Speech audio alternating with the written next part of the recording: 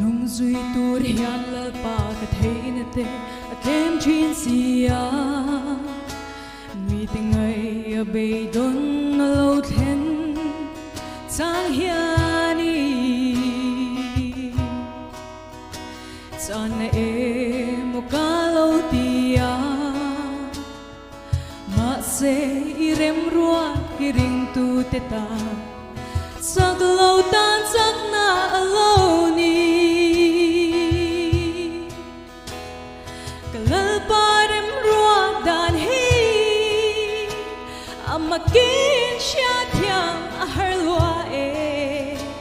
mi ting ai van duai na tin reng lo theng hi ke mi swal ber tan mal som na be don na le lung ai na to sang mi lo theng ma se kalal parem rua na dana chua a mel moi min hu tir tu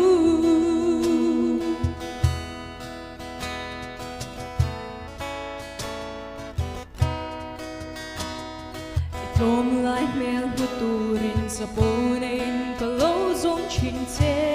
a ma se ko vel fin na le sa na zong te hiani mel moyan lia si trina kalung kham chin san na le hing than na te ka kong dal du mai lo ni si kalal parem rua dan hi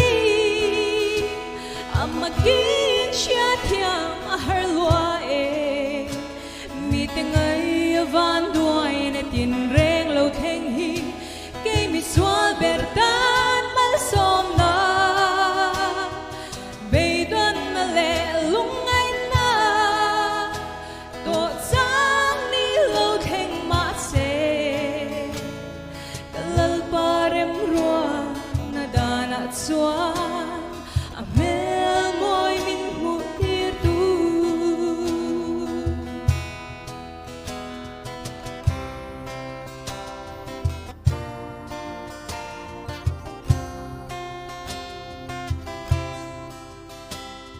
inena kadil mal som na khobe a ro thil zong te hi nei thei la khobe la nang ka ngai long che iming lam ka tung ngai long e be don na mangan ra thei na te min ti chang tu lo ni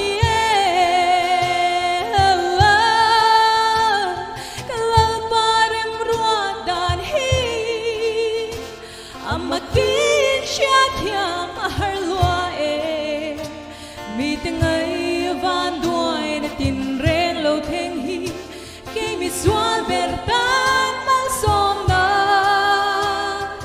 be don na le lung ai na to sang ni lo theng ma se kalal parem rua na dana chua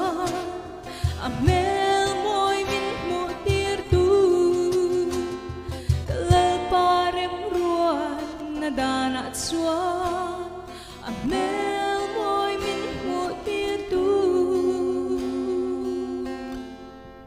afakhla le pan mal som ro se